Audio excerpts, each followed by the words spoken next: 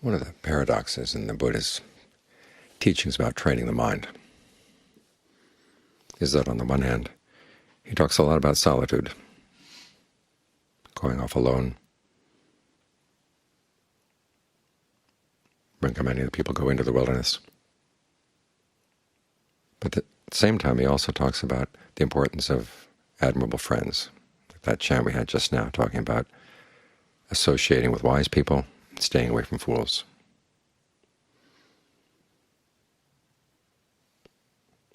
Because the wise people give you the context for your practice. It's possible for people to go out in the wilderness and go crazy, or pick up crazy ideas, or harm themselves. There was a book years back, Into the Wild, about a young man who became disillusioned with society, disillusioned with his family, went off to live in Alaska, and ended up dying. And he left behind some notes that he wrote in the margins of the books, and showed that he had some good ideas, but also some pretty crazy ideas. And as I was reading the book, I kept thinking, if only he had lived in Thailand. They have a structure for that kind of thing, to go off into the wilderness, but not on your own and not unguided. You have guidance. There's actually an apprenticeship. You live near somebody for a while, pick up attitudes of the Dhamma. Then you're ready to go into the wilderness. In my own case, my first year as a monk, I spent a lot of time alone on a mountain. Fortunately, I had a John Fuang at the foot of the mountain. So when issues came up, and I found that a lot of my childhood and my teenage years, my college years, started coming back, issues and resentments, or memories of stupid things I'd done. It was always good to have him to talk to about these things. Sometimes he'd give good advice, and sometimes he'd look at me in a way that indicated this was a really strange problem that someone might have. After all, we were from opposite sides of the earth. And just that look often was better than the advice.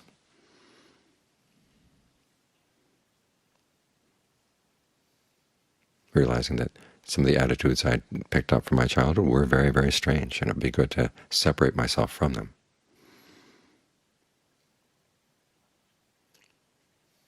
So I don't think the practice is simply a matter of being alone, or sitting with your eyes closed, or finding some solitude. You have to carry the right attitudes into that solitude. That's what admirable friendship is for. So when you go into the wilderness, you have a friend with you, a friend with the right attitudes, which is why the Buddha said that the factors for stream entry start with associating with good people.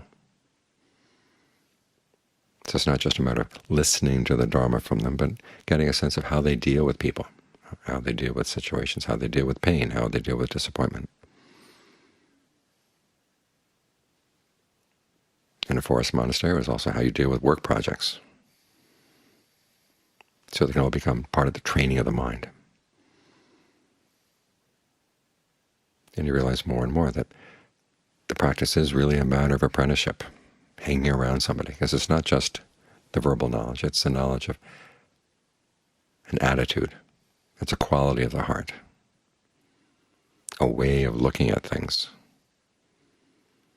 And some of those ways of looking at things can be drawn out in words. For me, one of the most helpful ways of looking at a lot of my issues from my childhood was looking in terms of a multi-lifetime perspective. So if I was feeling victimized about something, remember that maybe I wasn't just a victim, maybe I'd been the victimizer at some point. Now this process goes back and forth to the point where you just want to say enough. And rather trying to tally up who was right and who was wrong, you just want to say enough. I want to get out of here.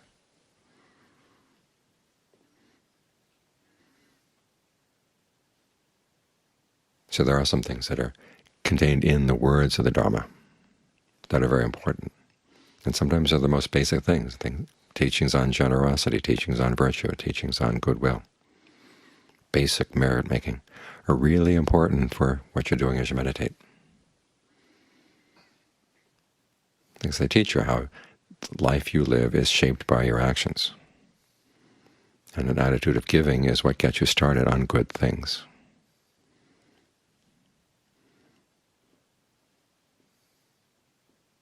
And how the desire for happiness is something you really want to respect, that attitude of goodwill for everyone, including yourself. Realizing that the search for happiness is not necessarily a selfish thing if you do it in a wise way.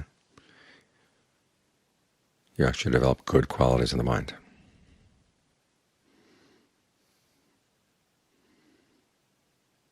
And so as part of this apprenticeship, you pick up both the attitude of the teacher, the habits of the teacher, the words of the Dhamma. And after living all those years with Ajahn Fuang, then after he passed away, they appointed a monk from some other place to be the acting abbot.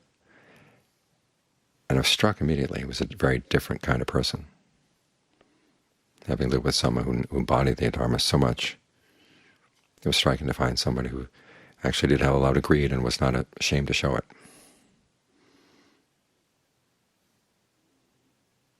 I realized I could not stay around that person. I didn't want to pick up that person's attitudes. So that's one of the lessons you want to take as you both go into a time of solitude, and as when you come out from that solitude, you've got to be really careful about who your friends are. What are the friends you're taking with you into the solitude? In other words, what attitudes, what ideas are you taking in? And then when you leave, okay, who are you going to hang around with? It's really important. These teachings that are basic are there because they are so important, not because you're just going to touch on them briefly and then move on. They form the foundation. So look carefully for who you take as your friend. We miss a lot of this nowadays in Dharma circles because the pattern has changed from apprenticeship to mass production. We have a mass-produced Dharma. There are techniques that were developed in the 19th century. The Asians were very impressed by European abilities to produce things through mass production. And the idea came that, well, maybe we can strip things down just to very simple principles and very simple practices. We get everything boiled down to something that can be mass-produced on a large level. But the Dharma doesn't work that way. And what we miss, of course, is that personal context, the admirable friend, who teaches not only words or a technique, but teaches through actions in general, attitudes in general. So you can pick up something really worthwhile. So when time comes to go into the wilderness, when you're going to be alone, or simply when you're alone in your meditation. The Buddha talks about being secluded from unskillful qualities. That too is a kind of seclusion, which means the friends you want to take into the meditation are the voices that are going to be doing the direct thought and the evaluation. Not only evaluating the relationship of the mind to the breath, but also evaluating the value of being with the breath, the value of maintaining a center as you go through life.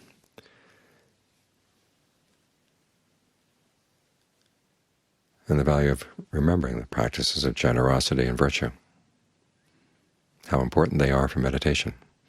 When Ajahn Sawat was teaching in Massachusetts one time at the very end of the retreat, someone asked him about how to carry the practice into daily life, and he responded by talking about the precepts. And some of the people got upset, thinking that it was saying, well, as lay people, they were not ready for carrying meditation into their daily life, so they had to stick with this lowly practice of the precepts. But that wasn't his point. That wasn't what he was trying to say. He's saying if you want to practice meditation, you have to take the precepts with you, because they form the container for your practice.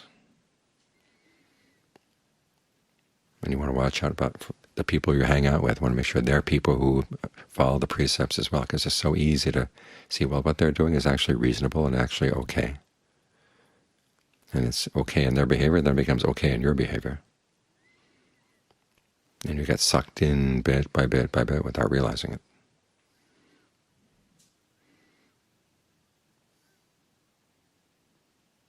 And then your attitudes about what's okay in your meditation start changing as well. You start getting sloppier and keeping after the mind in terms of your mindfulness, in terms of your concentration. So these things are all connected.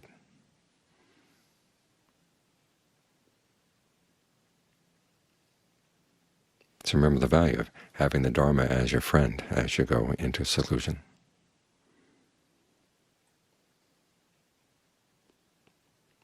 Find ways of picking up the right attitudes. Attitudes actually good for your mind, not the attitudes that somebody else might think might be good for the economy or good for this buying their things, making you a good consumer, which is a lot of what our education has been.